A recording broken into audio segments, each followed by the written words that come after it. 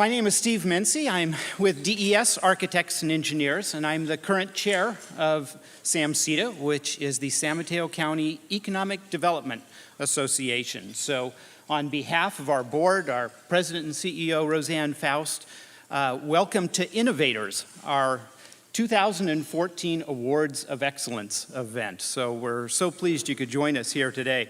This event is all about honoring those companies that are around us that display entrepreneurship and innovation. And so often it's an introduction to companies that you kind of go, well, I know them, but I had no idea they were right here in our community. And so it's really a lot of fun from that standpoint. So we've got a distinguished group of award recipients to introduce you to today, including our outstanding individual, Bob Webster, who is this year's recipient of the David D. Bohannon Memorial Award. So that'll be great. And we also have a wonderful keynote address that I'm looking forward to hearing from. It's Alexandra Watkins is here with us today. So that'll be great. Now, as you all know, these types of events take a lot of time and energy and dollars to put on.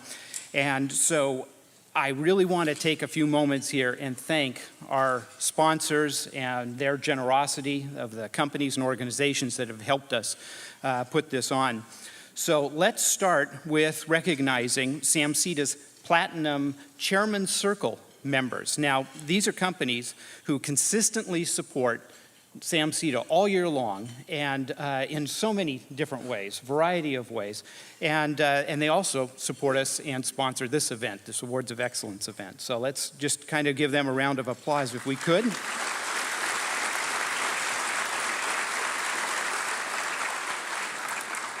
And I would be remiss if I didn't run through them for you. So here we are. We have BKF Engineers, Bank of America, Bay Meadows Land Company, Bohannon Development, Hillsdale Shopping Center, the County of San Mateo, Genentech, Lucille Packard Children's Hospital at Stanford, Oracle, PG&E, San Francisco International Airport, Samtrans Caltrain, Sequoia Hospital, a Dignity Health member, and Wells Fargo. So thank you to our Platinum Chairman's Circle members.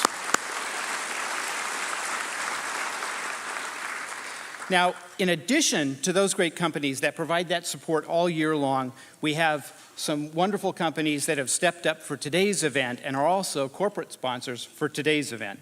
And those are Allied Waste Systems, Brisbane Baylands, Universal Paragon Corporation, okay, Cargill, Carr McClellan, Ingersoll Thompson and Horn, Comcast, Hanson Bridget, Hartnett Smith and Pateco, Kaiser Permanente, Mills Peninsula Health Services, a Sutter Health affiliate, Recology, San Mateo County, San Mateo Credit Union, Seton Medical Center, Seton Coastside, Spare the Air Employer Program, and Summer Hill Housing Group.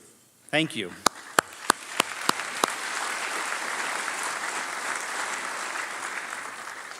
Now, we also have a media sponsor today, a great partner that has been with SAMCEDA through a number of events and helps promote our events, and that's the San Francisco Business Times. So thank you to them.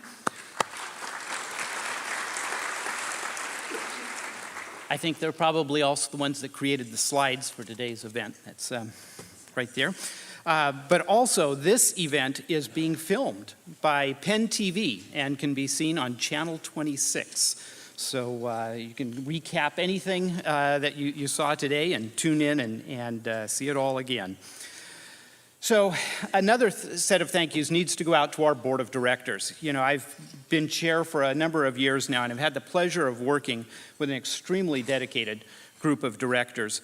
And here on this first slide, you can see the executive committee and officers: Papia Gamblin, Bob Webster, Paul Casillas, Joanne Chemist, John Adams, and Todd Adair. Thank you all for that.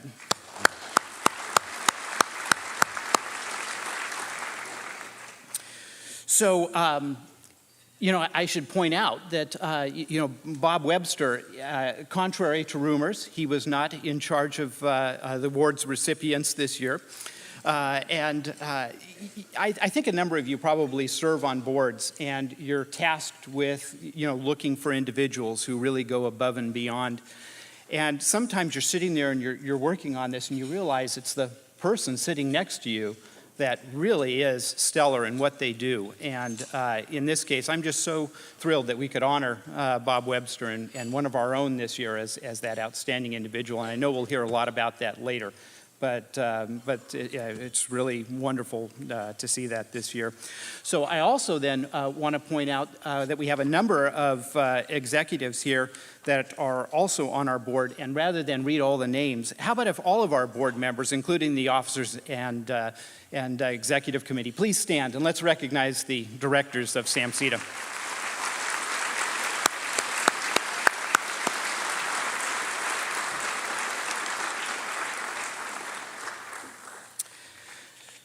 So one of the hallmarks of this region, San Mateo County and the area, the peninsula, is that we have this great partnership with our elected officials. There's this synergy between business and government of identifying issues and trying to get in there and get them solved. And so in that spirit, I'd like to recognize all of the elected officials that we have with us today. So I'll start with Mark Adiego with the City of South San Francisco. Mark. Ian Bain, City of Redwood City. Ray Benaventura, City of Daly City. Mayor Dave Burrow, Town of Woodside. Mayor David Kniepa, City of Daly City. Catherine Carlton, City of Menlo Park. Our own Roseanne Faust is Vice Mayor of Redwood City. And also Vice Mayor Maureen Frechette of City of San Mateo. Carol Groom, San Mateo County Board of Supervisors.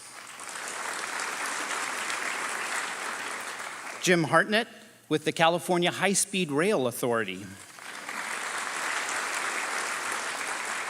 Kirsten Keith, City of Menlo Park. Tom Moore, trustee with the San Mateo County Community College District. Mayor Ray Mueller, City of Menlo Park. Irene O'Connell, City of Brisbane. Mayor Mark Olbert, City of San Carlos. Peter Otaki, City of Menlo Park. Dave Pine, our president of the San Mateo County Board of Supervisors. And Charles Stone with City of Belmont. Did I miss anyone? Welcome. So we also have, for our award recipients, we have some wonderful proclamations and certificates that have been put together, and it takes some effort to do that. So we extend a sincere thank you to Senator Dianne Feinstein, Congresswomen Anna Eshoo and Jackie Spear, State Senator Jerry Hill, Assembly Member Kevin Mullen, the County Board of Supervisors, President Dave Pine and his colleagues put them together, and also the cities of San Bruno, San Carlos, Foster City, Redwood City, and San Mateo. And those are all right down here along with the awards. And so really makes it special and nice to be recognized by so many of our elected officials in that way. So thank you all for that. Okay, we're getting closer to the program here. So I think what you really start to get a sense of, though, as I've gone through all these names, all these corporations and elected officials, is the diversity and the wide range of folks that we have here in the audience today. And it's so important because as we look at the problems and challenges facing our businesses in terms of growth and prosperity, and how many people say we have problems because of growth and prosperity, but we do. There's everything from water to housing, to affordable housing, traffic, all of those issues. There's no single simple solutions. These things all require consensus building among diverse organizations and interests. And so let me just say how fortunate we are to have at SAMCEDA a president and CEO that gets it. Now, she's out there championing all these unique solutions that are needed by San Mateo County. But at the same time, she's out there building broader solutions to our regional issues. And so on that note, our champion of regional issues and consensus building, please welcome our president and CEO, Roseanne Faust.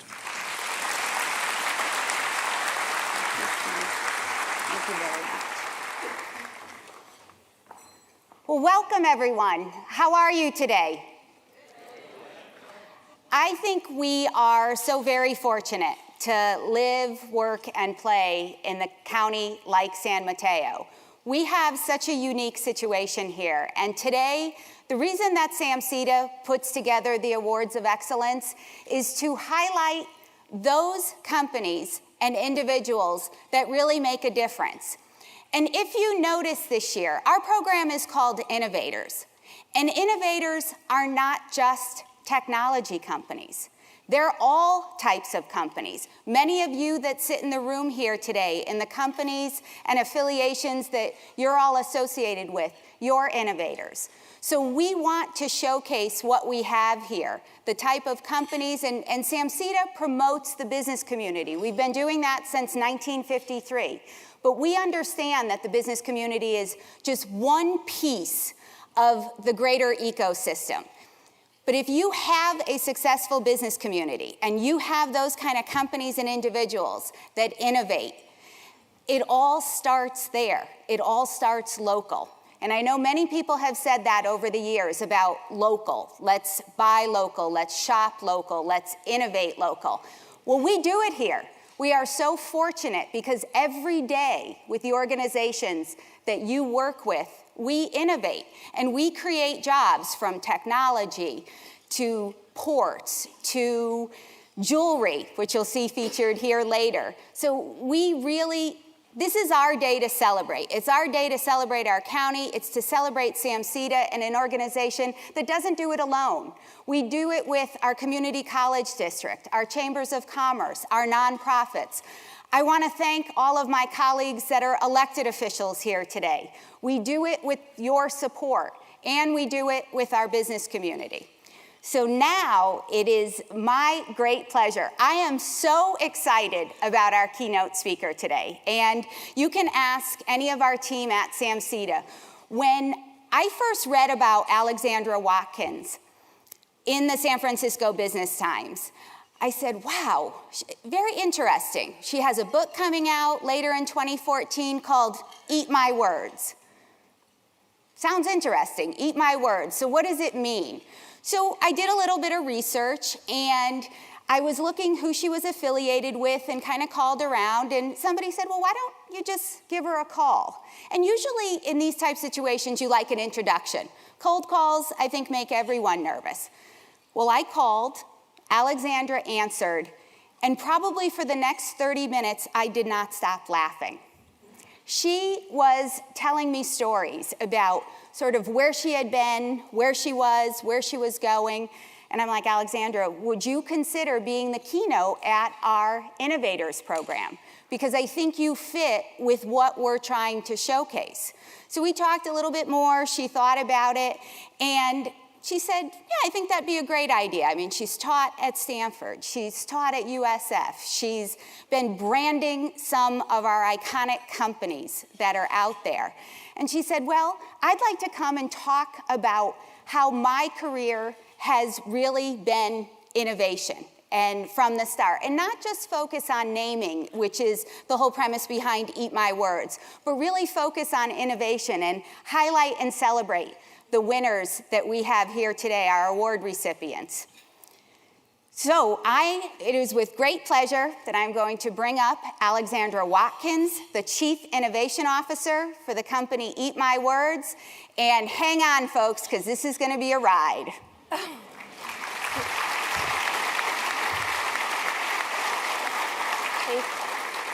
Thank you. What is?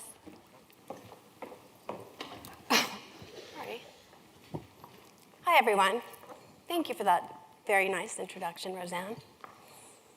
How many of you have ever broken the rules?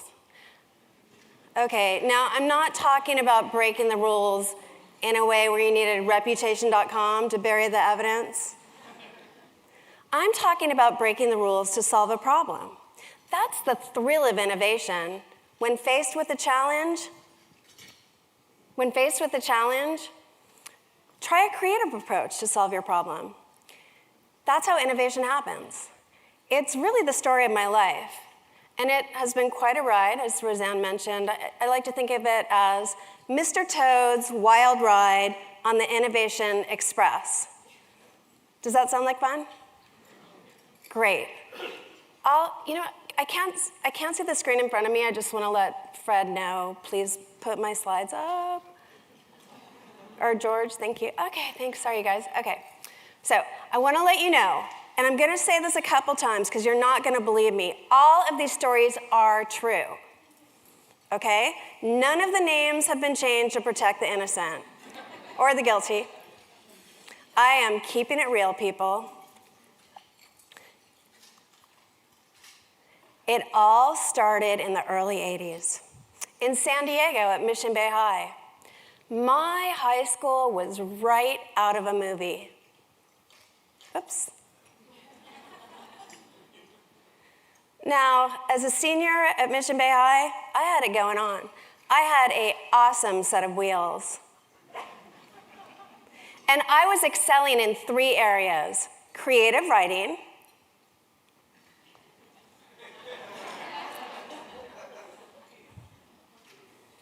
interior design. This was the interior of my locker. How many of you were in high school around that time too? A couple of you? Okay, I know some people won't admit it, right? And I was also quite interested in horticulture.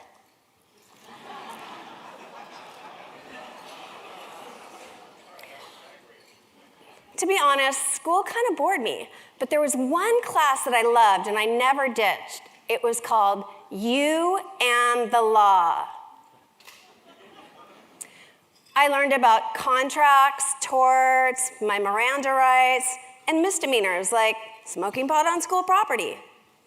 For our final report, the class had an entire month to write a paper on the criminal justice system.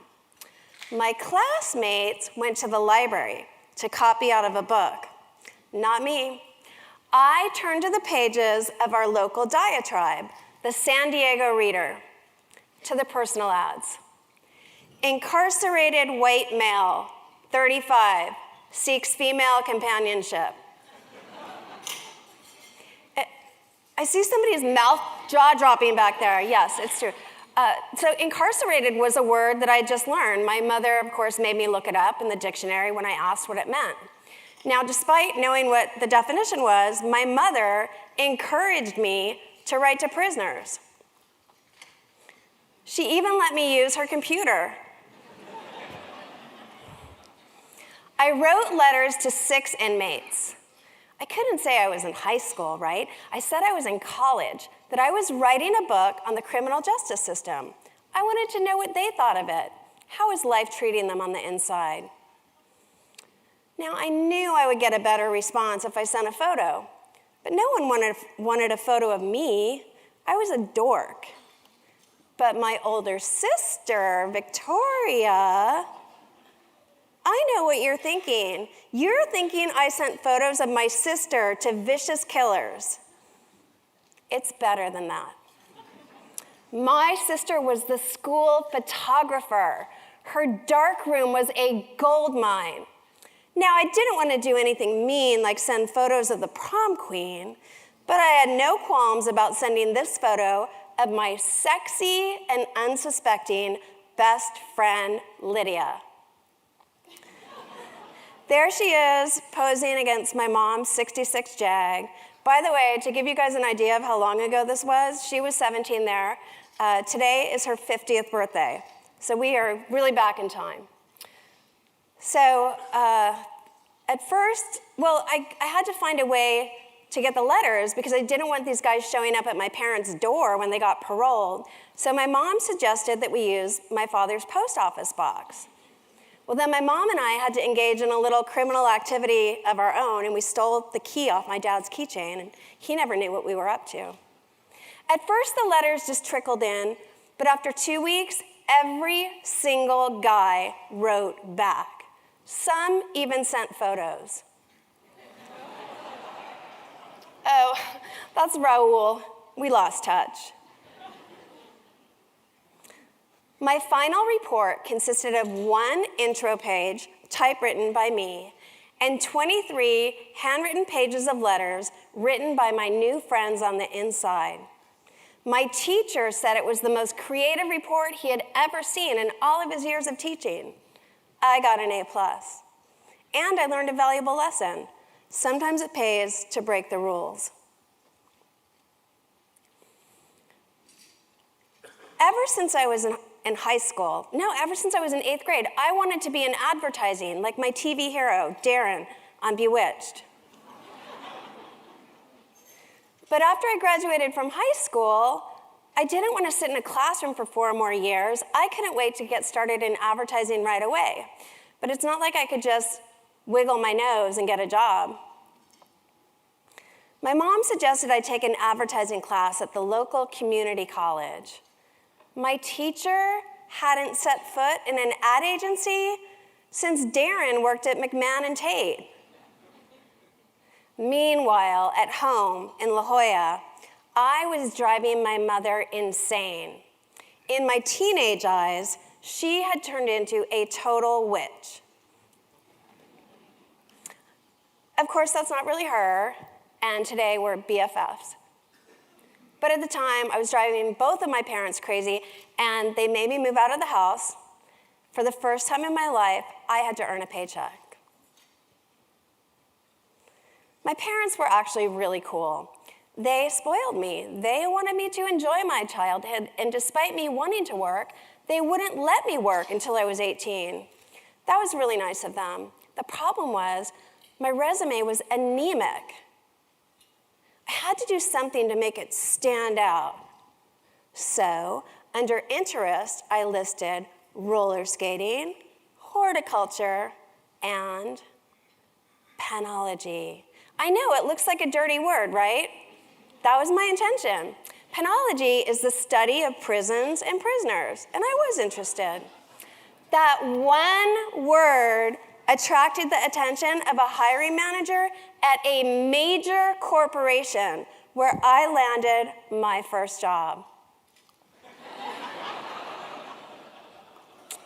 Minimum wage was $3.35 an hour, but as a cashier at 7-Eleven, I learned more about consumer buying behavior and brand loyalty than I ever would have from a textbook.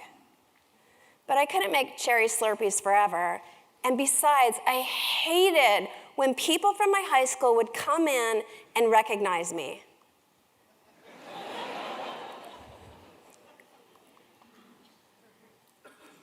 Working the graveyard shift at 7-Eleven, I had plenty of time to peruse the prisoner personals.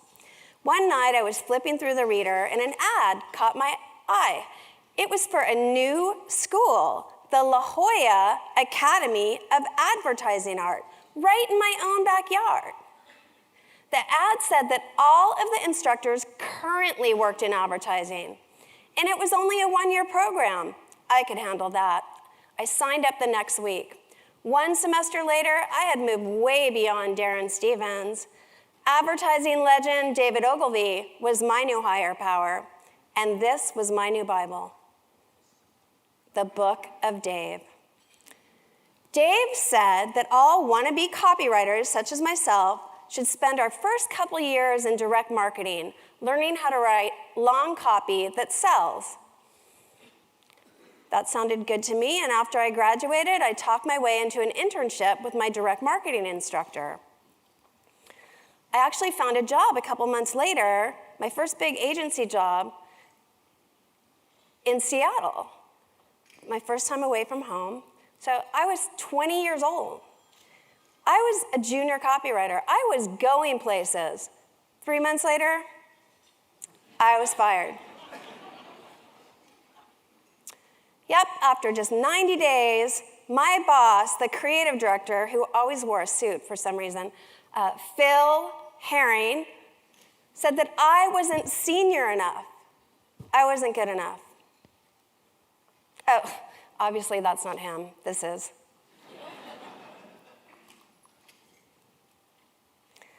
After Seattle, I moved to the roller skating capital of the world, Venice Beach. It was also a hotbed of horticulture. In LA, I became a flower child for 2 years. I loved working for Teleflora. Working at a big in-house agency, to me, was the happiest place on earth. It wasn't just that I got to work in advertising. I was tapped to be creative and give ideas to different departments. My favorite one was product development. One day during a brainstorming meeting for Secretary's Week, do you guys remember Secretary's Week? Okay, remember? God, politically incorrect now. I brought up the fact that secretaries are like lifesavers, right? They're always saving somebody's butt. So I said, we should partner with Lifesavers Candy and have a bouquet and name it the You're a Lifesaver Bouquet. Ta-da! That was my first name. After Teleflora, I worked at a really forgettable direct marketing agency. No, seriously, I forgot the name. I didn't have Evernote, obviously. But what I do remember is during that time, I was an active member of the Direct Marketing Creative Guild. I had really learned to love direct marketing, and I liked the people a lot. I volunteered at every event, and by doing so, I earned a lot of brownie points. And through some calculated networking and a little sucking up, I schmoozed my way into my dream job. Ta-da! I finally made it into Ogilvy. Ogilvy was great. One of the best things is we had huge clients like Microsoft, Intel, Mighty Dog. You have not lived until you've been on a photo shoot with a live animal. Our clients had a lot of money to spend too, which was also really fun. And they, pardon the pun, really let us push the envelope. Here's a direct mail piece that I did for Microsoft. It went to resellers. And what was cool about it, it's a little hard to tell, is you know those plastic wiggly eyes that you can stick on things? Well, had been obsessed with those at the time. I was sticking them on everything. And I said, let's stick these on a direct mail piece, send it through the mail, and see if it comes back with the eyeball still on it. And we tried it a couple times, and it did. So when we mailed this out, it had the eyeballs on it, and so when people got it, they could shake it, and the eyeballs would move. So that was a fun thing that we did. Another one was for Intel. This was a direct mail piece, again, no envelope. And the inside, and these are some of the headlines I wrote for it. But what was cool about this is I had the idea to put an actual X-ray inside of the piece. So direct mail can be fun. Now, every year, Ogilvy would enter our very best work into the Creative Guild's awards show. We always swept the awards. And every year at the annual dinner, I would always make sure to run into my old boss, Phil, You're Not Good Enough Herring, always when I was walking off the stage with one of these. It was the polite way of giving him the finger.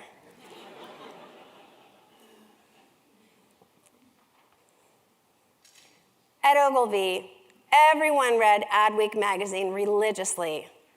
One day I was flipping through the back pages and I had a major high school flashback.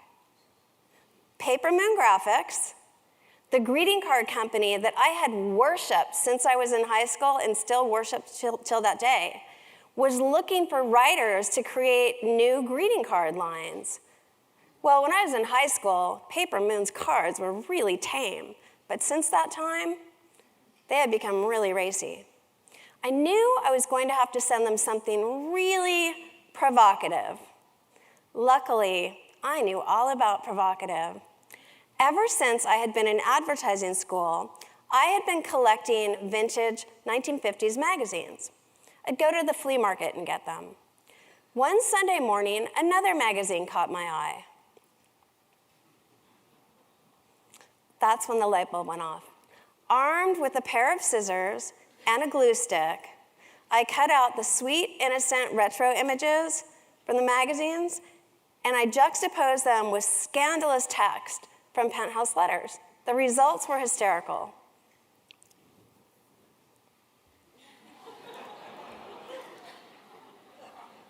I had created dozens of these, so I photocopied 40, put them in an envelope, dropped them in the mail, and sent them off to Paper Moon. And this is back in the days, there was no internet, there was, no phone calls, please. So all I could do was just hope and wait for the phone to ring. Worst response rate ever. Nobody called. I was heartbroken. Months went by. I had almost forgotten about Paper Moon when I came home late one night after work to a blinking light on my answering machine. Beep. Hello, Alexandra. This is Fred from Paper Moon Graphics, and I really like your work. It's super funny. You have a dirtier mind than I do. Give me a call. I couldn't believe it. They finally discovered me. It was late, but I couldn't wait to talk to them, so I called, thought maybe someone would answer. The phone rang and rang, but finally, an older gentleman answered. And it was Fred. So we started talking, and he was telling me how much he loved my work, and we were laughing, but it was starting to get really late. And I said, Fred, do you always work this late? Yeah, I'm always here late. I'm the janitor. Fred had found my work in the trash.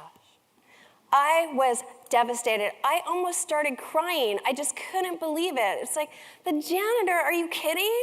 But Fred, he felt bad for me, and he said, look, I know the creative director, Robert Fitch, and why don't you just come in next week, some afternoon, and I'll introduce you to him.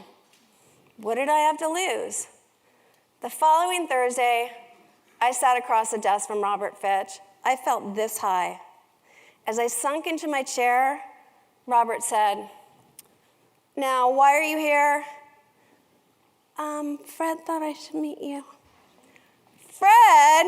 You do know who Fred is, don't you? Yes, he's the janitor. Robert howled. Fred owns the company. The joke was on me. Paper Moon loved my work, and after making it a little less X-rated, they launched the wildly successful retro greeting card line. There I am with my big hair and a wall of my cards. And I'm sure some of you remember these. Well, what happened is a lot of other greeting card companies started copying Paper Moon. So you know what they say, if you can't beat them, join them. So I started freelancing for them too. Does this one look familiar?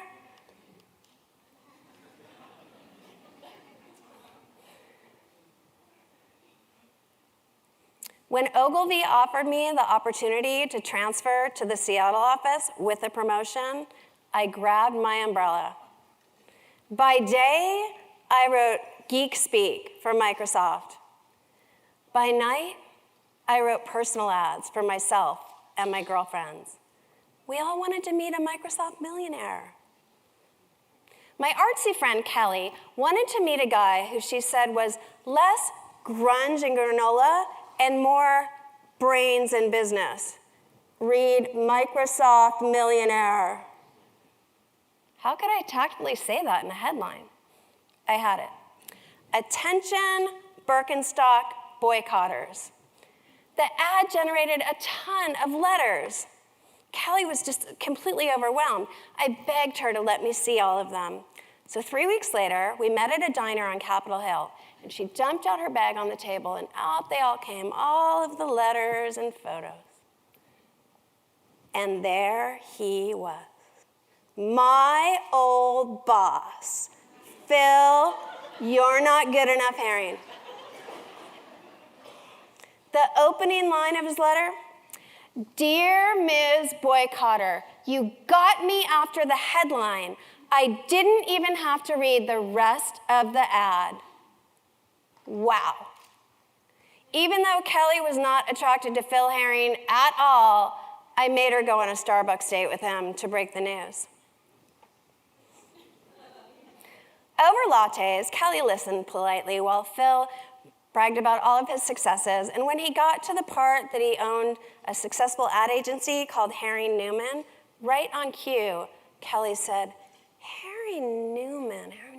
I think I know someone who worked for you. Really, said Phil, puffing up. Who? Alexandra Watkins. Oh yeah, I remember her. That was a long time ago. Then Kelly delivered the death blow. She wrote my ad.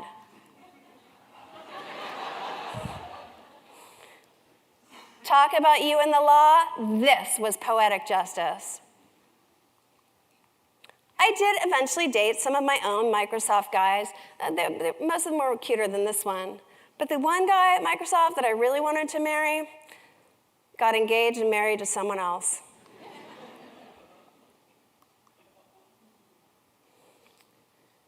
After 5 awesome years at Ogilvy, a juicy job offer took me to San Francisco. It was 1995. I bought a place south of Market and got in touch with my inner interior decorator. I love working at agencies. It was really fun. I had a very colorful agency life as well. And in my free time, I went traveling all over the world. But with only 2 or 3 weeks off a year to travel, I knew that I would never see the whole world. So after a few years working at different agencies, I quit to become a freelance copywriter. This was my website. My timing was perfect. The .com gravy train was just taking off. I got huge projects to write websites for Kinko's, Logitech, Home Depot. The money was flowing. Remember those good old days? Here's some, it was a little obnoxious too, right? So here's a couple ads that I wrote that kind of play off the excess that we all had. These first 2 are for a bike company called Titech.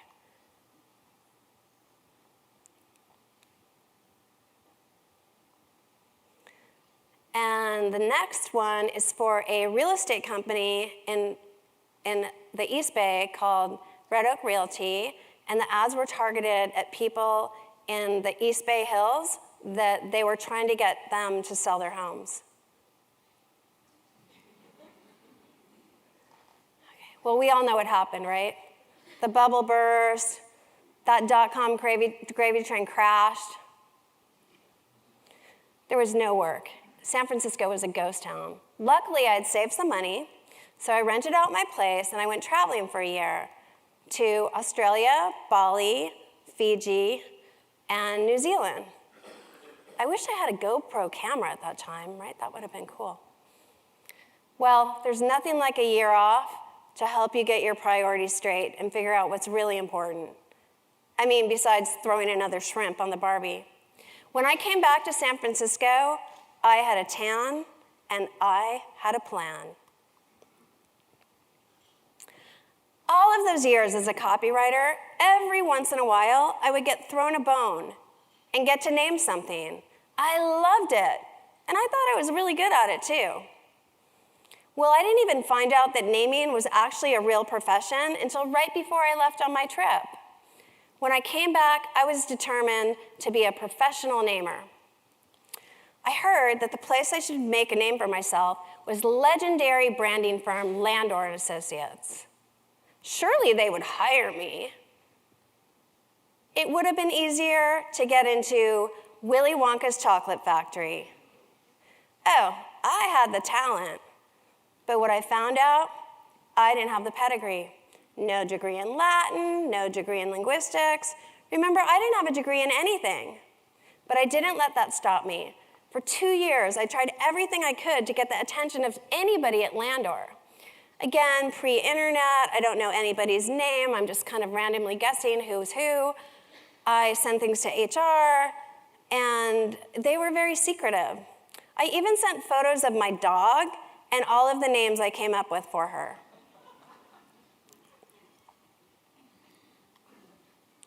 Landor didn't bite. I finally did get into Landor, and you will never guess how. On a Match.com date. It was Saturday night. My third date was Samir. We were going to a cocktail party where I would be meeting his friends for the first time. Now, I know it's hard to believe, but walking into a room full of strangers, I'm actually really shy. I asked Samir to tell me who some of the people would be there so I would feel more comfortable. He told me about Susan from his office and Jim from his bike team, and then he mentioned his friend Anthony from Landor. What? You know someone who works at Landor? What does he do? I don't know, head of naming or something. Ding, ding, ding. I went to grab my cards, which I always kept by the door, and Samir looked at me and said, "What are you doing?" "I'm getting my cards. I want to meet your friend Anthony." "No, you're not." "Samir, what are you talking about? I really want to meet your friend. I've been trying to get into Landor for 2 years now." "Alexandra, every time my friends meet Anthony and they find out that he's a product namer at Landor, they talk his ear off and they tell him how good they are at naming things." "But I am good at naming things." At this point, things weren't going well. I grabbed some of my cards, I put them in my tiny little purse, and off we went. We weren't even talking by the time we got to the party. It was so crowded. There was no way Samir was going to tell me who Anthony was. I spent the first hour eavesdropping on every conversation until I finally heard a guy in a top hat introduce himself as Anthony. I moseyed on into the group, introduced myself. Anthony looked me straight in the eye, reached out his hand. "Alexandra, what do you do?" I totally lied. "I'm a professional product namer." "No, I'm a professional product namer." "You are?" "Why, yes, I'm the head of naming at Landor." "No, you're kidding me." "No, really, I am." "Well, I haven't heard of you. What have you named?" Well, on the way over in the car, I was remembering everything I had named over the years, so I reeled them all off. Then Anthony looked at me and said those magic words, "Do you have a card on you?" This entire time, Samir had been watching from the bar, so while I turned to pretend to see if I had a card on me, I looked at Samir with the biggest F you on my face. I pulled out a card. "Oh, here, Anthony, I found one. It's my last one." 3 weeks later, Anthony's assistant called, and I got my first big Landor freelance project, coming up with names for Frito-Lay. I was hooked, and Landor was hooked on me. I became their go-to freelancer in San Francisco and New York. I started becoming the big freelance namer for a lot of different naming and branding firms. It was a great way to learn the business and see how other companies work and operate and what their creative briefs are. And what was fun is I got to work on huge accounts like Wendy's. Have you ever eaten a Baconator or wanted to eat a Baconator? That's my name. Unfortunately, I can never really take credit for it because I did it for strategic name development. I was just a hired gun. That's their name. And I totally got that. It's their client. But I couldn't keep doing this for other people, letting them put their good names on my great names. I had to have a plan. It was time for me to open my own naming firm. Eat My Words was founded in 2005. We specialize in 2 things, names and taglines. I also do corporate workshops where I teach people how to concept and brainstorm like I do. They're called Spilling the Beans because I spill it all. Everything we do is really playful, fun, and unexpected. We started out working with small fish, but now we work with really big fish. Here are some of our clients.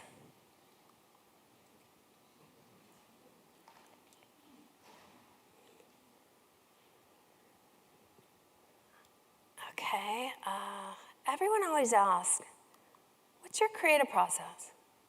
Creative process is an oxymoron.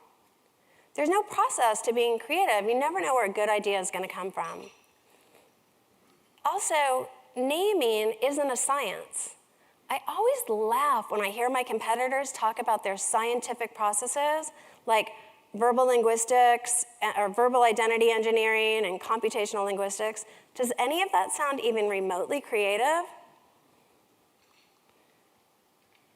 There's only one tool in this photo, and it's not an easel. When you're sitting in a white conference room staring at a white board, that's not where colorful names come from. And they don't come from any of these places either. No drunken Scrabble games. We only use one tool at Eat My Words to brainstorm. Surprised? All of our ideas come from looking at places on the internet. It could be Google Images, iTunes, a thesaurus. The internet is an online goldmine. It also helps to have a colorful workspace. This you might recognize as the loft I bought in '95. I haven't lived there in 8 years. Now I just use it as an office. It's just a very fun playground.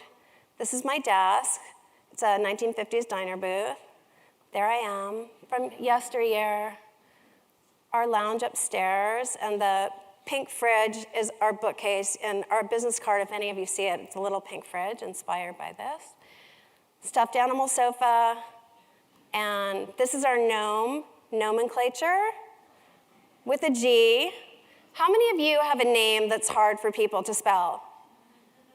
Okay, what about hard for people to pronounce? And how many of you have a name that people sometimes forget? Well, that's why we wear name tags, right? Well, a lot of brands have the same problem, but they can't blame their parents. These are what I call head scratchers. My philosophy is a name should make you smile instead of scratch your head. I've created a 12-point name evaluation test based on this. It's called the Smile and Scratch Test. It's been featured in the Wall Street Journal, Inc., and most recently the Business Times, where Roseanne found me. SMILE is an acronym for the 5 qualities that make a name great. It's suggestive, meaningful to your customers, not you, just to you. It's imagery, legs lends itself to a theme, and makes an emotional connection. And on the flip side of that is scratch, when to scratch it off the list. If it has any of these challenges, these are all deal breakers. And I'll just quickly show you a few of our names that I love. Here's some consumer names I've done. You might recognize some of these from down here. Gringo Lingo is a language school in Cali, Colombia. Retriever, GPS for dogs. B2B, lots of companies down here. And these are my favorite ones, the retail stores. Some of you might know Smitten Ice Cream. They're just about to open their 3rd location on Saturday. So what's next? Well, as Roseanne mentioned, I have a book coming out. Last year, a publisher approached me and asked me to write a how-to book on naming because they love my writing style from my website. They thought I had a sense of humor, and it was, which is seriously lacking in most business books these days. So the publisher, they're called Barrett Kohler. I recognize some of their titles. They're a very good publisher. Hello, My Name is Awesome, How to Create Brand Names That Stick, comes out September 15th. It's already getting a lot of buzz. It's being endorsed by Dan and Chip Heath from Made to Stick. And the Today Show has expressed interest in doing a segment on it already. And on Monday, we sold the audio rights, which is awesome. So, what's my point here? What I'm just trying to tell you all is dare to be different. Breaking the rules has led to my most innovative ideas and biggest successes. From writing letters to prisoners, to deconstructing penthouse letters, to lying through my teeth to get into Landor, I have been fearless. Don't be afraid to break the rules to solve a problem. It's okay to color outside the lines. But remember, innovation only happens when you give yourself permission to bend, break, and ignore the rules. Consider this your permission slip, signed by me and my mom. Thank you.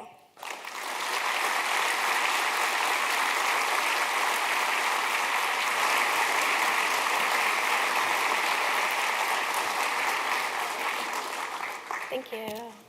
Thank you so much, Alexandra. Sure. Where would you ever find a speech that would mention prisoners, penthouse letters, names that, when Alexandra and I were talking about this keynote, she said, could you maybe give me a little heads up on who the award recipients will be? Because I don't really want to diss them in my presentation.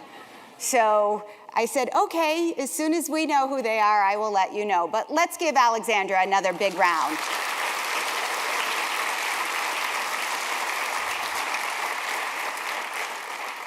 The whole idea of dare to be different, dare to break the rules. Of course, and I know she means within the law. So dare to be different as long as you don't push that envelope too far, except we have quite a few attorneys in the audience today, so feel free to talk to them if you want to really push it. But we are now moving into the part of our presentation where we're going to honor the innovative companies here in San Mateo County. The ones that you've been reading about in the pamphlets, the programs on your table. And what we do at this point is we let each award winner showcase themselves. We could show you slides, we could talk about them.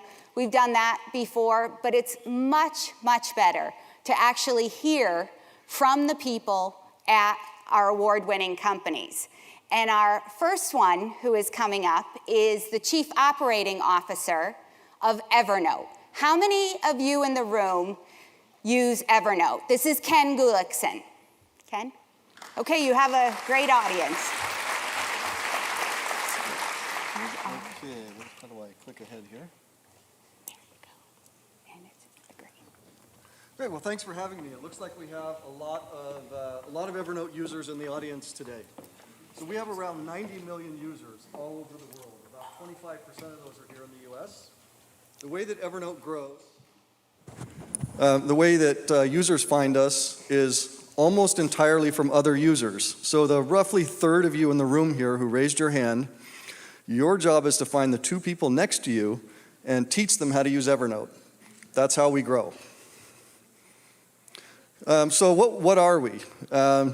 Remember everything is our tagline. So we're kind of a second brain.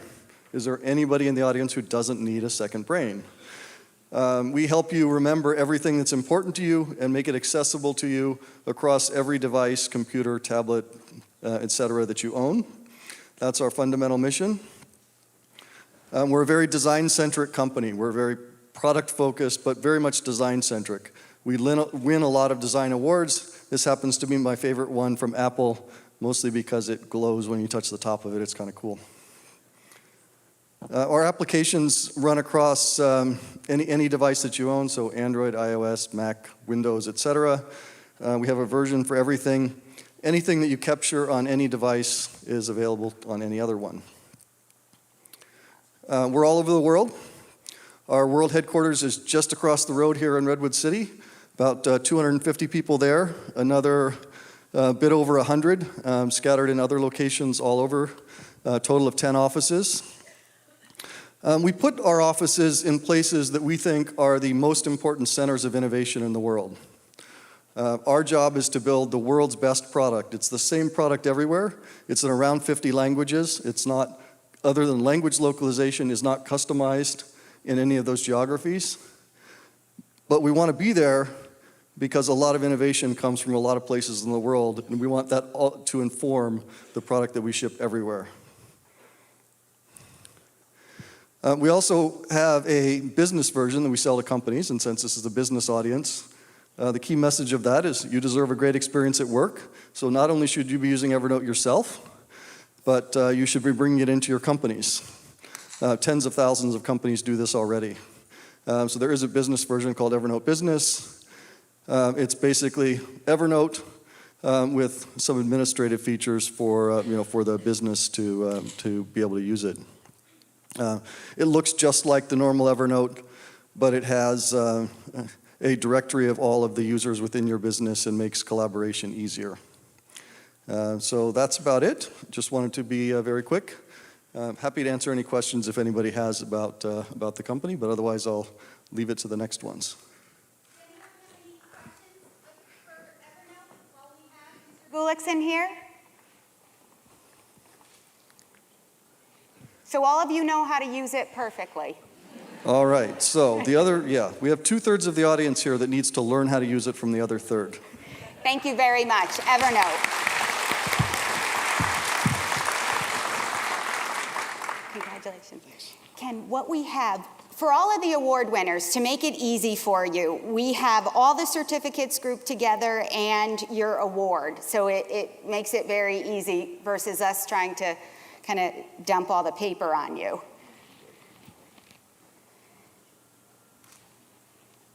So I would like to invite up Christopher Sundemeyer, who's our Chief Privacy Officer for Reputation.com. How many of you heard of Reputation.com?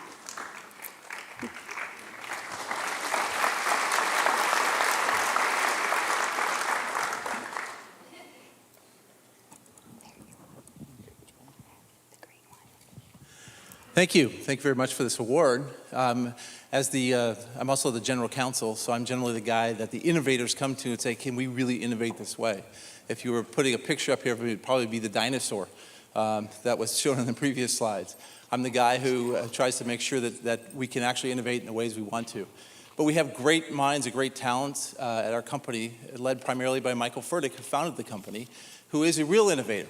He founded the company back in 2006 when the internet was emerging and decided, listen, there are ways in which the internet portrays people unfairly, where the internet has a louder voice than what anyone has had before. There is a principle in this country called freedom of speech. It's held near and dear to all of us, but there's always been restraints on the notion of free speech in the effect of, for example, you can't yell fire in a crowded movie theater. So the internet in some ways has elevated speech to that level where people can create speech and it can have a damaging impact on people. So there's got to be some way in which people can manage the speech on the internet so that they can begin to control their own reputations. And that was the vision that Michael had early on, not to control speech, but to give people an alternative when the speech is too loud or when the speech is unfair or when people feel that they're not being portrayed fairly on the internet and can protect themselves from what is an incredible power of the internet. So Reputation.com was founded in 2006. We deal primarily in your online reputation, which ranges from people's interest in their privacy, meaning that they want to control the information or remove information from the internet. So we have a whole line of privacy products, all the way to enterprise products, which really focus on helping large enterprises manage their entire online reputation, from social media to online reviews to articles, etc. We have about over 1 million customers in 100 countries. 3,000 of those are enterprise customers. We have about 190 employees here in the United States. We have employees abroad as well. We have offices in the UK. Most of these employees are here in Redwood City, in San Mateo County, which I think is fabulous. I've been living here for a long time. We have backed by some of the top venture firms. So a lot of you have probably heard our ads on NPR and various radio advertisements. And most people tend to think of us as the company that helps you with a problem on the internet. So what we do really is a multiplicity of things. We have products which range from helping people control their privacy online, pulling information off. As we all know, our data is collected everywhere, and our data is sold everywhere, and our data is then reused everywhere. We have tools which help people retrieve some of that information from the internet. We also then help people manage what people say about you on Facebook, Twitter, other social media. We help you control that as a business or as an individual. We help, and this is the product most people are familiar with, we help you control your first few pages of your Google results. So if people have problems, if there's something that's they believe is unfair or it accurately portrays them, we help them deal with those problems. If you don't have a reputation on the internet, these days you cannot not have a reputation on the internet. We help you create a reputation on the internet. This is how you can reach us. If we could ever be of service to any of you, please let us know. Anybody have any questions? Oh, we have a question. It's the mayor of Woodside, Dave Burrow. Yes. I was just wondering if you have any cities or other public organizations use your service? Well, a couple of things. One, most of our clients are very confidential because if someone does have an issue, they generally don't want to reveal who they're using for that. So we tend to keep our customers very confidential. But we do have large organizations. I don't know that we have some small municipalities that use our services, both for helping manage their social media, helping manage their online reviews and articles, et cetera. So there are different types of services we have, but we do have some small municipalities that use our services and also large enterprise organizations from a variety of verticals. Do you have political candidates that use your service? That's another question I won't answer. We have another question. How do you make decisions about what you can retrieve and are willing to retrieve and are ethically able to retrieve compared to what your clients might want them to retrieve? That's a very good question. And there are a lot of tensions around that issue. So the question is, how do we make decisions about what we do retrieve or what we do help clients with? So there's a wide range of issues there. One is a lot of our clients are coming to us that are just, might be a large automotive company and they just want to manage their review presence. There are some people who come to us with problems. And so we do have to do a delicate balance. There is a right to free speech. There is something, people are entitled to know information about certain people. So we have a fairly well thought out, strict policy about sort of who we will help and when and who we won't help. We don't want to ever our services to be misused. We don't want someone who is engaged in some misconduct to in some way be able to use our services to perpetuate some sort of further misconduct. So we go through a careful process. We have an internal policy, and I'm happy to talk more about that. But we do evaluate every customer to make sure that they are somebody who we feel good about helping, and that we aren't used in any way to, do misdeeds or to conceal something which the public should be aware of. On the other hand, there are a lot of people who get savaged on the internet. There are a lot of people who, a restaurant or a business, an employee who leaves or one dissatisfied customer, again, this is like the notion of yelling fire in a crowded movie theater. You can do a lot of damage by making one loud comment. And someone who has appropriately dealt with a particular issue, whether it's a business issue or gets a bad review, that can have an enormous impact on their business. And so we try to help people with those sorts of situations. Anything else? Well, thank you very much. Thank you. Thank you so much. Congratulations. Thank you. Thank you. So now we are going to bring up,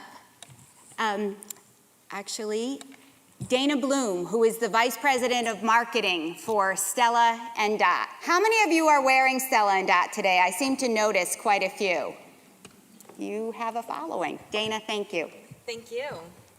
All right, I'm actually going to cheat a little bit and start with a video. So if we can go ahead and cue that up. One company that has seen tremendous growth is Stella and Dot, a San Francisco-based jewelry company. We found out a hot player in this market is doing very well. Stella and Dot is part of a new generation. Stella and Dot is a jewelry company that's shaking up the world. Even in our tough economy, the company continues to grow for those who want to make it their career. Stella and Dot is a global billion-dollar brand in the making. Stella and Dot really has a very innovative business model that we call social selling. Yes, it's about the personal service that you can get at a trunk show, which is a pop-up shop in someone's living room, but it's also about e-commerce. and social media. I love the forward-thinking direction that our company has, flexibility, and it's profitable.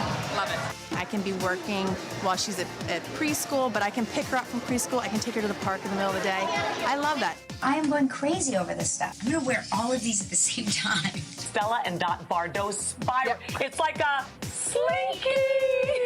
Where'd you get the necklace? Stella and Dot. I wear Stella and Dot on here all the time. And it's a couple $100 to get started, $199, and that is less than our weekly trip to Costco for our family. We're really set up like a fine jewelry company. We hand make each individual component, which allows us to add signature details and finishing touches that you really don't see in other boutique-style jewelry brands. At Stella and Dot, our greatest privilege is that while doing what we love, we get to positively impact the lives of people around the world. It seems like this company is kind of empowering women. Absolutely. This is giving women the opportunity to be independent and have that freedom. We're in the happiness business, and we're here because our mission is to give every woman the means to style her own life. I really thank myself every day that I started with Stella and Dot.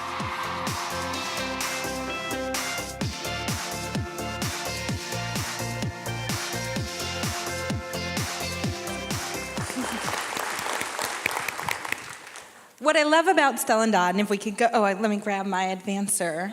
There we go.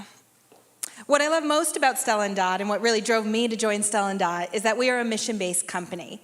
And our mission is to give every woman the means to style her own life by enabling flexible entrepreneurship for women. So I thought I'd start by telling you a little bit about how Stella and Dot got started. Our CEO and founder, Jessica Heron, who you saw on the video, previously started WeddingChannel.com. And during that experience, she had the opportunity to be a guest on Oprah. Now, as she tells me, when you're a guest on Oprah, you actually start getting a lot of letters and fan mail. And she kept getting letters from other would-be entrepreneurs. And they fundamentally always had two questions for her. And one of those questions was, I'd love to start a business, but I don't have any access to capital. What do you recommend I do? And the other question was, as a woman entrepreneur, I'd love your advice on how to balance being an entrepreneur and having a family. And what she realized was she didn't have an answer to either of those questions. She had started Stella and Dot at Stanford Business School during the dot-com boom. So access to capital was a simpler question for her. And she had done it before she got married. So she was working 90-plus hour weeks, and that worked with her lifestyle at the time. But she couldn't tell anybody who was at a different place when they started a company how they could do that successfully. And that's how she came up with the concept of Stella and Dot social selling. And it was really all about taking a very dusty, old-age concept of the home shopping party, dusting it off, adding to it the innovation of e-commerce, of social media, of mobile technology, and making it into a great opportunity for today's modern woman. And of course, the other part of making it a really great, wonderful company and thing to be a part of was great product. And so the company really came to life when Jessica connected with our Chief Creative Officer, Blythe Harris, who you also saw in that video. And Blythe has a very prestigious design background. She went to Parsons School of Design in Paris. She was on the leadership team with LVMH, De Beers, Banana Republic. And she had spotted that there was just a huge white space opportunity in the fashion accessories market at the accessible luxury price point. So there was a lot of really expensive fashion jewelry, $1,000 plus for a necklace, and there was a lot of very inexpensive. But there wasn't anything right in that sweet spot price point. So she assembled a design team of really the best in the industry, and she was able to get them to join because they were so excited to be part of a mission-based company, a company that was empowering women. And so she opened our design office in Manhattan, in Soho, you saw there as well, where all of our jewelry is custom designed and made in-house, and then actually handcrafted by the world's finest artisans. And that became Stella and Dot. And since then, the concept really took off, is that combination of this really amazing business opportunity that was very inspiring to women who were looking for a solution of how they could have their own business and at the same time balance other priorities in their lives with irresistible product. And so it's really been an exciting journey. We've now at over $200 million, well over $200 million in revenue. We've launched globally. We're now a global fashion brand in 6 countries. Most recently just launched Ireland just a few weeks ago. And we also last year very successfully expanded into handbags, which doubled our market size. We also are proud of the fact that we have our foundation, the Stella and Dot Foundation, has donated over $1.5 million in charity. But what we are most proud of is that our stylists have earned over $160 million in commissions. And it's the stories of what those commissions, what those earnings mean to our stylists that really drive us to continue growing so we can influence more lives. So I wish I had some of them here to introduce to you or that I could share all of their stories, but just to give you some ideas of the things that they do. One of our stylists brought her baby to one of our events and said, "This is my Stella and Dot baby because it's my little blue card where I earn commissions that paid for my fertility treatment to have this child." Another one of our stylists was able to put her son in a private school that's really helped him with his autism. One of our stylists told us how last Christmas was the first time ever in her marriage that her husband didn't have to work 2 jobs over the holidays because she could help out the family. Another one of our stylists bought her child a pony for Christmas. She's going to have a tough time beating that next year. So it's really inspiring, and so I want to thank you for this award, and really I'm thanking you on behalf of our stylists because they are the true innovators in our company and the true entrepreneurs.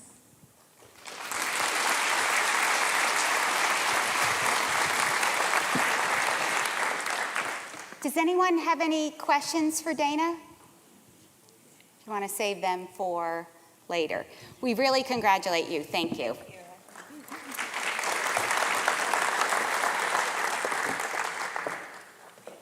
So I am going to invite Jim Newton, the chairman and founder of TechShop, who is another one of our innovators this year. Jim?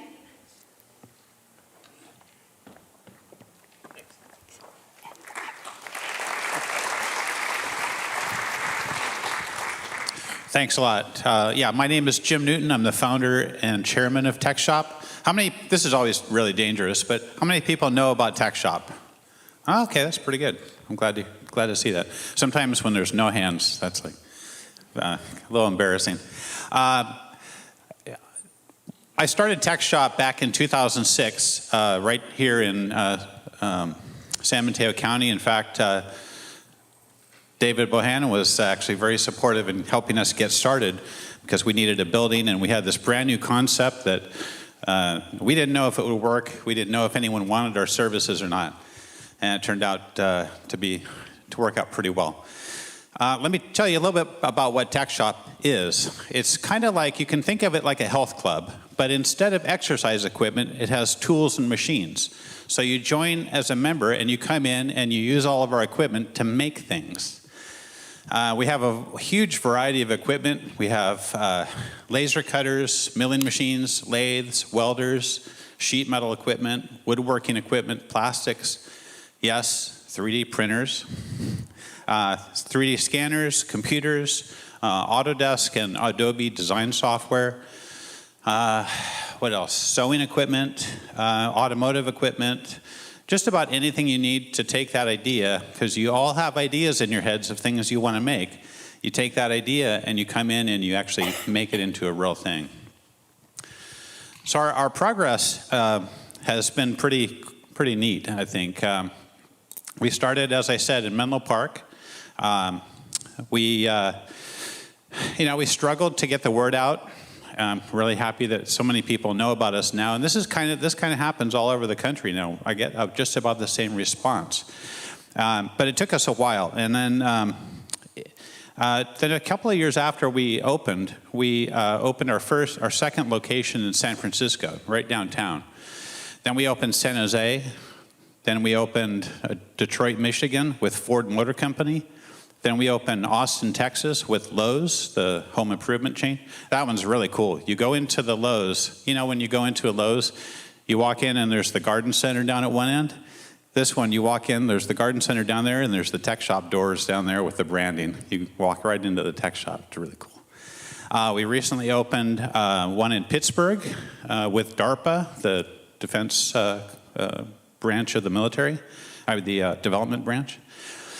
We just opened one in Chandler, Arizona with Arizona State University in the innovation campus there that we're very excited about. That's our first university partnership.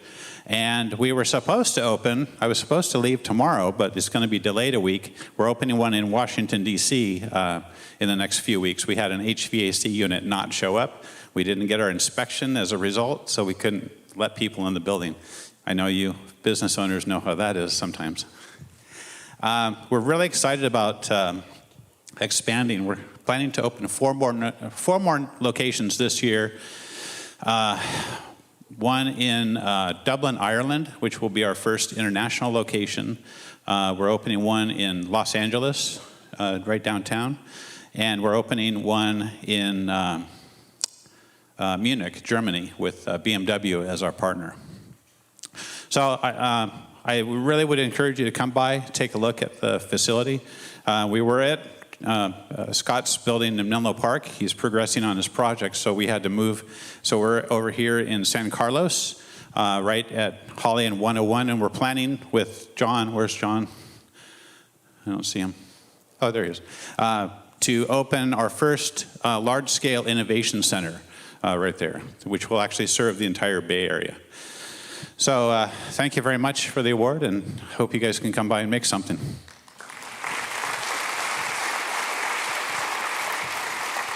Does anyone have any questions for Jim? Oh yeah. It's $125 a month. It's just like a health club, right? Just exactly like that. So you join as a member. So $125. That's like if you just walk in and buy a month. You can get much lower prices if you buy longer terms. We don't do any of that predatory stuff like, startup fees or minimum term. We don't play those games at all. So you just come in, buy your membership, and then you can come in, you can use all the equipment as much as you want. We also have dream consultants on staff. That's, normally you would call those the shop stewards, but these people are actually dual purpose, actually multi-purpose. They take care of the shop, take care of all the equipment, make sure everything's maintained properly, but they're also there to help you and listen to your idea and give you ideas of pathways that you might want to take to get that project done, whether it's which machine, which resources, which materials, which software, and so on. Yes? Our demographics is really challenging, right? I know there's a lot of marketing people in the room.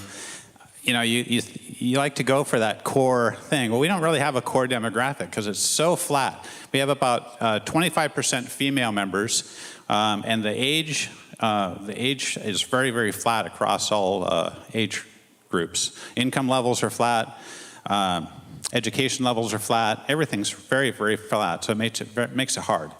But generally, I don't know. It's just so varied. It's really, you'll see a young kid come in, a young hipster kid with tattoos all over him, sitting next to an 85-year-old grandfather, and they start talking about their projects and collaborate. It's pretty neat. There's a question. Say again, please. What's the coolest thing I've ever seen anyone make in our shop? That is like asking me which of my 3 kids is my favorite kid. I don't know. I mean, there's a lot of things that have come out of TechShop that are pretty amazing. Square, the payment system, that was developed at TechShop. In fact, right in the Menlo Park building. The world's fastest electric motorcycle was made there. A current record holder. The Dodo case for the iPad. I don't know, does anyone have a Dodo case? Yeah, usually have a couple of people that have those. The world's most efficient data cooling system was made there. And a baby blanket called Embrace that you probably have seen in the press. That was developed at TechShop. It's a little baby sleeping bag that's designed to increase the amount of time that you can keep a baby's temperature regulated, aimed at the third world, so that you can get the baby to a city, to an incubator. And that device alone, that device is expected to save 100,000 babies' lives in the next 5 years. It's being distributed by General Electric in a lot of countries. So with stuff like that, I mean, it's hard for me to pick a favorite one. So, yeah, I can't answer that one. Yes? Which child is your favorite? I always tell my kids that, I always say, I love all you guys, except one of you. All right, great. Thank you very much. Thank you very much, Jim.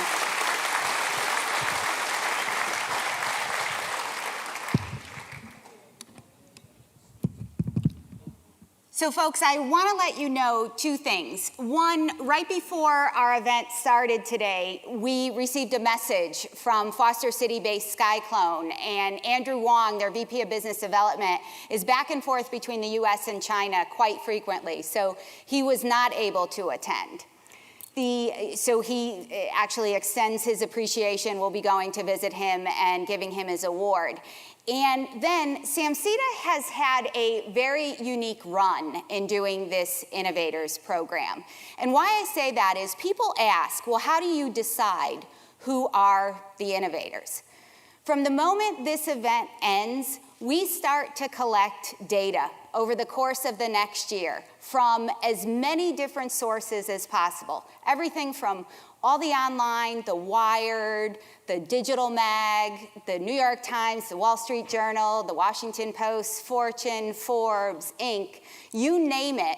We look for innovative companies, and obviously the ones that are in San Mateo County. We work with the San Francisco Business Times, we work with the Silicon Valley San Jose Business Journal, and we come up with a pool of probably anywhere between 50 and 100 companies.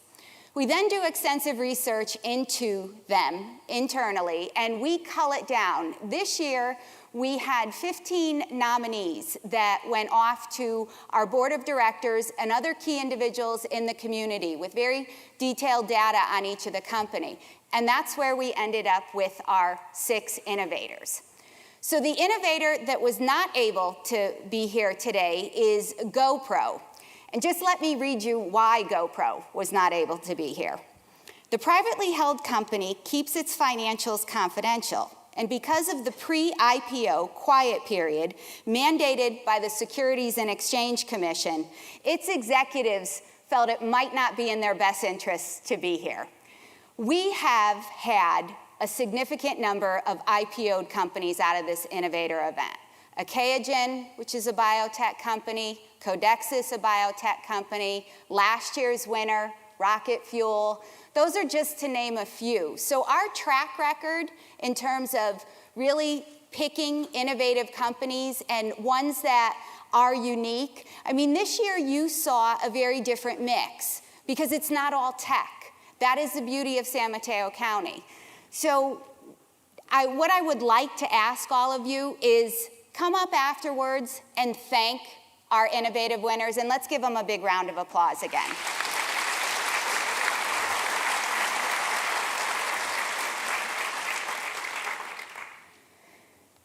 So moving on, this is one of, I think this whole program is actually a favorite of mine. It has been for a long time, even prior to my joining SAMCEDA.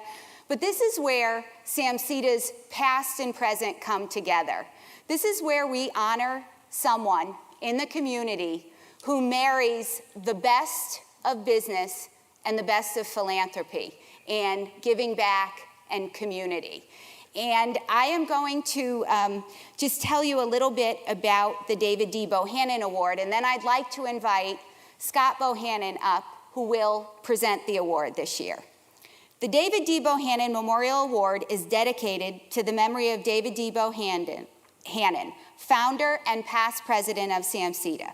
Each recipient has demonstrated significant leadership and success in building the local economy and contributing to the quality of life in San Mateo County through community and philanthropy. So I would like you to welcome Scott Bohannon.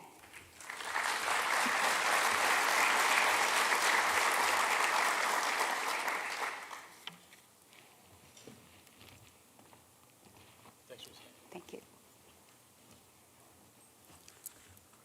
Thanks. Good afternoon.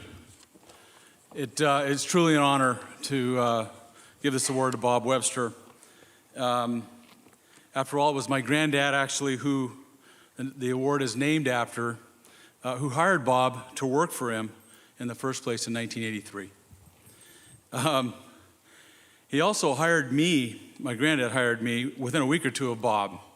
And I'm not sure, but may have figured he needed somebody pretty solid to make sure I would not mess things up. Make no mistake, over the last 30 plus years, I have not made it easy on him. Actually, Bob was hired against the executive recruiter's advice at the time, who thought Bob was too young and inexperienced. At the grand old age of 29, and notwithstanding his Berkeley MBA and Bolt Hall degree, in the top 10% of his class, by the way, and 4 years at the San Francisco law firm Pillsbury, Madison, and Sutro, I am told it was his interview that sealed the deal. As the interview was winding down, Granddad finally asked Bob, "Do you like to hunt?" And, Bob had picked up on the design motif of my granddad's office. There were safari pictures and waterfowl prints and hand-carved decoys, and there was just one problem. I mean, Bob knew the right answer, but there's just one problem. He had never had the opportunity to hunt in his life. And yet, unlike some attorneys, Bob is as honest as the day is long. So he looked Granddad in the eye and answered, "Why, yes, I do." Of course, being the shrewd attorney he is, he reasoned, "By God, I sure as heck know I don't dislike hunting. How could I?" As it turns out, lo and behold, Bob actually discovered he does like to hunt, at least ducks and upland birds, which was kind of a rite of passage back then to get to know my granddad. We've spent some good times out of the office together over the years doing that. It helps that he likes to eat them too. It is in the business and community of San Mateo County, though, that Bob has really distinguished himself. My Aunt Frances Nelson, God rest her soul, appointed Bob president and CEO of Bohannon Development Company in 2000, where he now presides over all of our family assets and business and community interests. And he does it so well. He's also given of himself in so many other ways, including serving on the Urban Land Institute Foundation Board of Governors. He's past president of San Mateo Chamber of Commerce. He's past chairman of SAMCEDA and continues on its board of directors, just to name a few of the things. His efforts on behalf of local charities also include serving on the advisory board of the Peninsula Family Services and with major gifts to many other charities. Working with Bob over the years has been a distinct pleasure, and I look forward to it every day. Bob Webster joins an impressive list of David D. Bohannon Award of Excellence recipients, and nobody could deserve it more. Bob?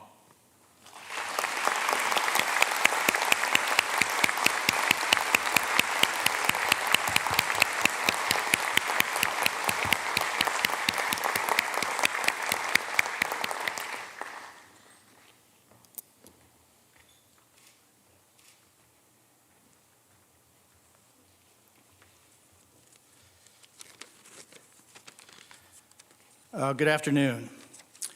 Scott, thank you so much for that very generous introduction.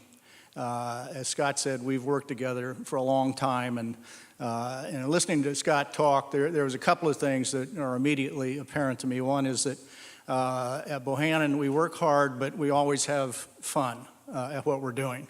And the second thing is that I am very much getting older, because 30 years has gone by pretty fast. I want to thank most earnestly the SAMCEDA Board of Directors for this honor. It is of singular importance to me because of the namesake that we honor and because of my 30 years with his companies. And like Steve said, I didn't actually have anything to do with the selection of this award, but I'm not sure that it wasn't to be sure that I pay my dues on time. I also want to thank my wife, Kim, who is here with me today, for all of her support over the years and for her understanding of the early morning meetings and late night meetings and social functions that we attend that are all go with the territory. Unlike most of the recipients of this award, it was my privilege to know David Bohannon. He was 85 years old when I came to work at his company, but he was still deeply engaged and interested in the business. He was very much an innovator himself, whether building production housing during World War II, developing one of the first suburban shopping centers anchored by a department store in 1954, or founding this organization in 1953. I can tell you that he would be delighted and impressed with the innovation and entrepreneurship represented in today's honorees, all from San Mateo County. Mr. Bohannon also believed early on that his success derived in no small part from the support of the communities in which he operated. He believed it important to give back to those communities through active participation in community organizations and philanthropy. He imbued his company with that culture of giving, a culture which was carried on by his daughter Frances Nelson and is now ably perpetuated by his grandsons David and Scott. I am proud to be part of this culture and tradition and to have been encouraged to make my own contributions to its continued vitality. We are all so very fortunate to live and work in such a vibrant community. It is incumbent on all of us to do our part to ensure that that vibrancy continues. I encourage all of our honorees, as they grow their companies and become successful, to remember the communities in which they have thrived and to become engaged in those communities to the betterment of us all. I thank you again for what, for me, is this most humbling honor. Thank you.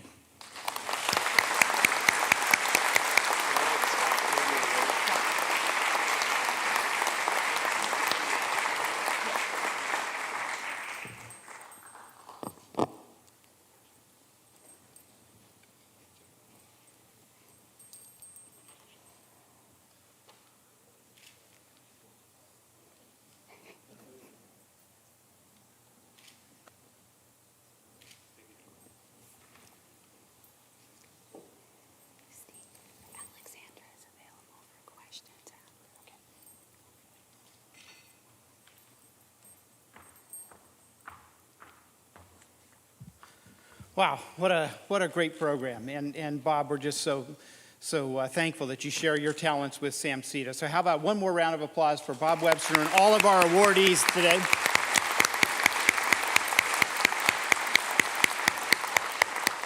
And also for the out-of-the-box thinking and the challenge to break the rules that Alexandra gave us. So thank you.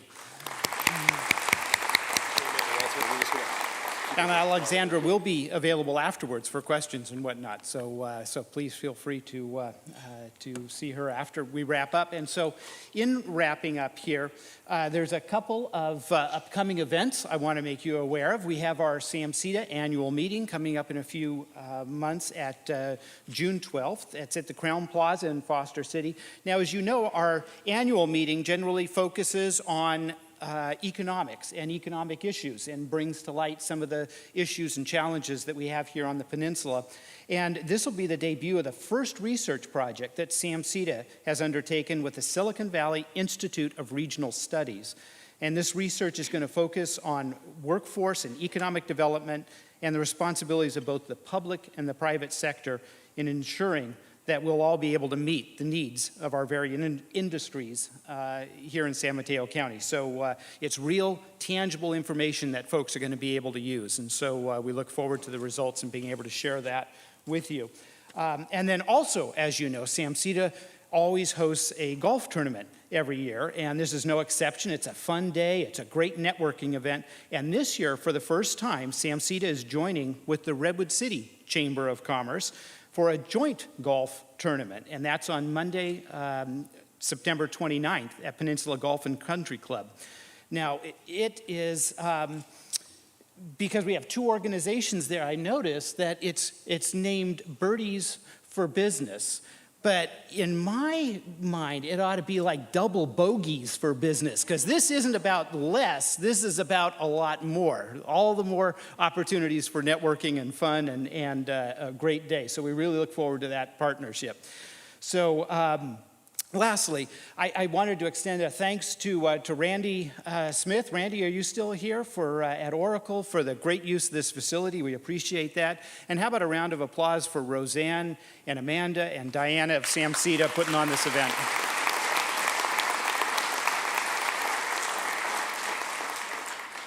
That's it, unless Roseanne, you have anything else? No? Well, okay. Thank you so much for joining us this afternoon, and have a great rest of the day.